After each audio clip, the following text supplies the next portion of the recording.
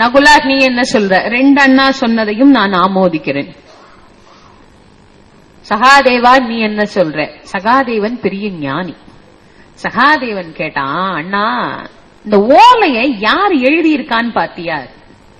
துரியோதனன். ஏன்னா அது அவனுடைய சுய கையெழுத்து நல்லா தெரியும். சின்ன பிள்ளைல இருந்து ஒன்னா படிச்சவங்க தானே. இதிலே ராஜமுத்திரையிட்டு கையெழுத்து போட்டு இருக்கிறது யாரு? திருதராஷ்டிரர். கொண்டு வந்திருக்கிறது யாரு? விதுராழ்வார். யார்கிட்ட ஆலோசனை கேக்குறீங்க? சகாதேவன் உன்கிட்ட கேக்குறேன். சரி, ஓலையை எழுதிய அண்ணாவுக்காகவோ கையெழுத்து போட்ட பெரியப்பாவுக்காகவோ கொண்டு வந்த சித்தப்பாவுக்காகவோ ஆலோசனை சொல்ற தம்பி எனக்காகவோ நாம் 5 பேர் அங்க போய் சூதாட போறது கிடையாது.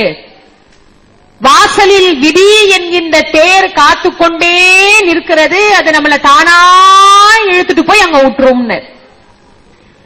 இவ்வளவும் தெரிந்தும் பின்னும் ஏன் தர்மர் சூதாட போனாருன்னு தானே நினைக்கிறீங்க? தர்மர் என்ன தெரியுமா நினைச்சாரு? எங்க சூதாட போகாம இருந்து அதனால துரியோதனனுக்கு கோபம் வந்தே, அதனால அவன் சண்டை போட வந்தே, அவனை நாம கொண்டுட்டா என்ன பண்றது?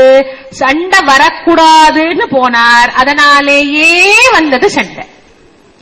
அங்க போனா அந்த மண்டபம் எல்லாம் பார்த்துட்டு அவன் முன்னாடியே எல்லாம் தயார் பண்ணிட்டான். முதல் நாளே சமயக்காரனை கூப்பிட்டு சொல்லிட்டான், நாளைக்கு நான் எல்லாரும் இருக்கும்போது சபையில கூப்பிட்டு கேட்பேன், அப்போ சமையல் ஆச்சான்னு கேட்பேன், இன்னும் 1 மணி நேரம் ஆகும்னு நீ சொல்லணும், சரியா? சரி மகாராஜா. எல்லாரும் உட்கார்ந்து இருக்காங்க, வேலையெல்லாம் முடிஞ்சிருச்சு, சாப்பிட வேண்டியதான் பாக்கி. பீமன் தான் ஆரம்பிச்சான், அண்ணா சாப்பிடலாமான்னு. அது அவன் டிபார்ட்மெண்ட் ஆச்சு. அண்ணா சாப்பிடலாமான்னார். உடனே துரியோதனன் ஈரப்பா இப்பவே ஏதோ சமையல்காரனு கேட்ட, ஐயா சமையல்காரன் இங்க வா, சாப்பாடு தயாராயிடுச்சா? மகாராஜா தயாராகி கொண்டே இருக்கிறது, இன்னும் 1 மணி நேரம் ஆகும். சொல்ல சொன்னதை சரியா சொன்னா இல்ல இன்னும் ஏதாவது சொல்லணுமான்னு? இல்ல நீ சொன்ன வரைக்கும் போதும் போ. ஏன்னா அவங்கிட்ட வேலை பாக்குறவன் அவ்வளவு புத்திசாலித்தனமா தானே இருப்பான். எல்லாம் போயாச்சு. இப்ப என்ன பண்ணலாம்? கொஞ்ச நேரம் உட்கார்ந்து எல்லாரும் பகவான் நாமா சொல்லலாமா? நம்ம என்ன வயசான கிழங்கட்டையா உட்கார்ந்து பஜனை பண்றதுக்கு? வேற இல்ல ஏதாவது இந்த கதை சொல்ற பிரவர்ச்சனம் பண்ற சொற்பொழிவாளர்கள் யாராவது இருந்தா ஏதாவது ஒரு கதை சொல்ல சொல்லி கேட்பான்னா. அவங்க எல்லாம் நவராத்திரி பங்கனுக்காக எல்லாம் ஊருக்கு போயிட்டாங்க, ஒருத்தரும் ஊர்ல இல்ல. சரி, நடன மாதர்கள் அவங்க எல்லாம் வெக்கேஷனுக்கு ஊட்டி சிம்லா எல்லாம் போயிட்டாங்க. இல்ல கொஞ்ச நேரம் விளையாடலாமா? உச்சி வெயில்ல விளையாடினா வேர்த்து கொட்டும். துரியோதனா நீ ஏதோ ஒண்ணு முடிவு பண்ணிட்ட, அதனால எங்க முடிவெல்லாம் நீ கேட்க மாட்ட. என்ன பண்ணலாம் நீயே சொல்லு. சூது போர் செய்யலாம். எவ்வளவோ சொன்னார், கேட்கல, உட்கார்ந்தாச்சு. தர்மர் அமர்ந்தார். துரியோதனன் சொன்னா, அண்ணா நான் பந்தே பொருளை வைக்கிறேன், எனக்கு பதிலாக எங்க மாமா சகுனி பகடையை உருட்டுவாரு. சரி, சகுனி அமர்ந்தார். இங்கே தர்மர் அமர்ந்தார். முதலாக கிருஷ்ண பரமாத்மா கொடுத்த ஒரு முத்து மாலை அப்படி கழட்டி வச்சார். அக்ஷய ரதத்தின் பலனால் சகுனி அந்த முத்து மாலையை வென்று கொண்டான். ஒன்னொன்னா போகுது. அந்த பக்கம் பார்த்துக்கிட்டே உட்கார்ந்து இருக்கிறாங்க. கையில் இருந்த பொருள் அனைத்தும் போனது. நாட்டுல கஜாத்னாவில அரண்மனையில யானை சேனை குதிரை அத்தனையும் போச்சு. 100 பேரும் சிரிக்கிறார். சகுனி சொன்னா, முழுசா ஜெயிக்கலடா, இருங்கடா, இன்னும் கொஞ்ச நேரம் பாக்கி இருக்குது. நான் உன்னை பார்த்து ரொம்ப பரிதாபப்படுறேன் தர்மா. உனக்கு ஏதாவது உதவி செய்ய வேண்டும் என்று என் மனம் நினைக்கிறது. உன் தம்பிமார்களில் ஒருவனை வைத்து ஆடு, நான் இழந்த பொருட்களை உனக்கு திருப்பி தருகிறேன்.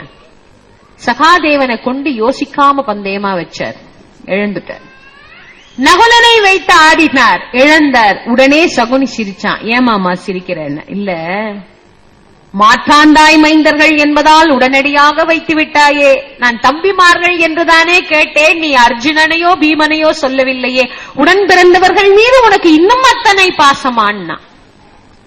எங்களுக்குள் இந்த பேதமையே கிடையாது, நாங்க 5 பேர் ஒண்ணுதான். வில்லுக்கு ஒரு விஜயன் என்ற சொல்லுக்கு இருக்கிற அர்ஜுனனை பந்தயமாக்குகிறேன். 10,000 பேர் எதிர்த்து நின்றாலும் ஒரே பானத்தால் பதில் சொல்லுகின்ற அர்ஜுனனை ஒரு பகடையில் இழந்தார். 8,000 யானை வலிமை உடைய பீமசேனனை இழந்தார். மதி இழந்த தர்மன் தன்னையும் வைத்து ஆடி இழந்தார். 100 பேரை ஆடுறாங்க. சகுனி சொன்னா, அடங்குங்கடா, இன்னும் ஜெயிக்கலடா. துரியோதன காது கிட்ட மெதுவா கேட்டா, மாமா இன்னும் வாங்கறதுக்கு என்ன மாமா இருக்குது? வரும்போது பொண்டாட்டின்னு ஒத்தி கூட்டிட்டு வந்தான்ல, இப்ப தனியா தானே இருக்கான். ஆமா, திரௌபதி எல்லாருமே மறந்துட்டோம். எங்க அவ அந்த புறத்துல இருக்கா, அவ அங்கே இருக்கட்டும், இவன் இங்க இருக்கான்ல. இன்னும் ஒரு முறை ஆடு, உங்கள் அடிமை தலை, யானை, சேன, குதிரை, நாடு அத்தனையும் திருப்பி தருகிறேன். வைத்த ஆடையிடம் என்ன இருக்கிறது மாமா? ஒன்றும் இல்லை. இருக்கு, உன் மனைவி பாஞ்சாலி இருக்கிறாளே, அவளை வைத்து ஆடினார். அக்னியிலே பிறந்த பதிவிரதையை கொண்டு போய் பந்தயமாக வைத்து இழந்தார் தர்மர். ஒரே மகிழ்ச்சி. 5 பேரும் குனிந்த தலை நிமிராம உட்கார்ந்து இருக்கிறாங்க. அடிமைகளுக்கு அந்த புறத்தில் என்ன வேலை? துரியோதனனுக்கு ஒரு தேர் ஓட்டி இருந்தான், பிராதிகாமின்னு அவனுக்கு பேர். பிராதிகாமி போய் அழைச்சிட்டு வாடினார். அவன் போய் சொன்னான். அந்த அம்மா ஒரு கேள்வி கேட்டா, மகாராஜா தன்னை தோற்ற பிறகு என்னை தோற்றாரா அல்லது என்னை தோற்ற பிறகு தன்னை தோற்றாரா? இது ஒரு சட்ட நுணுக்கமான கேள்வி. BABL படிச்ச வக்கீல் இல்ல, ஆனா வக்கீல் மாதிரி கேள்வி கேட்டா. தன்னை தோற்ற பிறகு என்னை தோற்பதற்கு உரிமை இல்லை. ஒரு பொருள் அடிமையாகிவிட்டால் அடிமையான ஒரு பொருள் இன்னொரு பொருளை அடிமை ஆக்குவதற்கு சூதாட்டத்தில் சட்டம் இல்லை. ஆக ஆட்ட முறையே தப்பு. வீட்டை வித்ததுக்கு அப்புறம் எவனாவது போய் வாடகை வாங்க முடியுமா? அந்த மாதிரி இருக்கு. ஆட்ட முறையே தப்பு. இங்க என்னமோ எல்லாம் முறைப்படி நடந்தா மாதிரியும் இவ அதுல குறை கண்டுபிடிச்ச மாதிரியும் கண்டுபிடிச்சா. அங்க என்ன முறையாவா நடந்துகிட்டு இருக்குது எல்லாம். இவன் வந்து சொன்னா இது சரியா வராது, துச்சாதனா நீ போய் அவளை இழுத்துட்டு வா. ஓர் ஆடையோடு தனித்திருந்த பெண்ணை இழுத்து கொண்டு வந்து சபையில நிறுத்தினா. அவ அப்படி பாக்குறா, யாராவது நமக்கு பேசுவாங்களா? நேர போனா கங்காபுத்திரர் உட்கார்ந்து இருந்தார். தாத்தான்னு கூப்பிடல, குலத்தந்தையேன்னு கூப்பிடல, பீஷ்மரேன்னு கூப்பிடல, கங்காபுத்திரான்னு கூப்பிட்டார். பாரதியார் அழகா எழுதியிருப்பார். பாரதியாருடைய பாஞ்சாலி சபதம் என்னைக்காவது வாய்ப்பு இருந்ததுன்னா அதெல்லாம் வாங்கி படிச்சு பாருங்க. என்ன அழகான தமிழ் தெரியுமா? அவ கூப்பிடுறாளா, கங்காபுத்திரா. ஏன் கங்காபுத்திரான்னு கூப்பிடுறா? தாத்தான்னு கூப்பிடணும், குலத்துக்கு தந்தையேன்னு கூப்பிடணும். கூப்பிடல. ஏன்? உங்க அம்மா யாரு? தன்னில் மூழ்கியவனின் பாவத்தை எடுத்துக்கொண்டு அவனுக்கு புண்ணியத்தை கொடுக்கிற ஒரு பெரிய புண்ணியவதி வயிற்றுல பிறந்த நீ இப்படி ஒரு பாவகாரியத்தை பார்த்துக்கிட்டு இருக்கலாமான்னு கேட்டா. கங்காபுத்திரா, இதுக்கு நியாயமா? அவரு பாரதியார் தான் எழுதுவார், பேய் ஆட்சி செய்யும் போது பிணம் தின்னும் சாத்திரம்னர். பேய் ராஜ்யத்துல உட்கார்ந்து இருந்தா வேதம் உட்கார்ந்து பிணம் தின்னுமா. அத்தனை கொடுமை கூட நடக்கும். இதெல்லாம் என்ன கொடுமைனார்? ஒருத்தரும் பேசல. அவன் பார்த்தா அடிமைகளுக்கு மேலாடை இருக்கக்கூடாது, அகற்றுங்கள். ஆண்கள் ஈராடை உடையவர்கள் கழட்டி வச்சாச்சு அசால்ட்டா. அந்த அம்மா என்ன பண்ணுவா? அவன் துச்சாதனா அவன் துகில பிடிச்சி இழுனார். புடவையில கைய வச்சு இழுக்க ஆரம்பிக்கிறான். இழுக்கிறான், இழுத்துட்டே இருக்கிறான். இவ தன்னால முடிஞ்ச வரைக்கும் முயற்சித்து பார்த்தால் முடியவில்லை. பாஞ்சாலி என்பவள் யார்?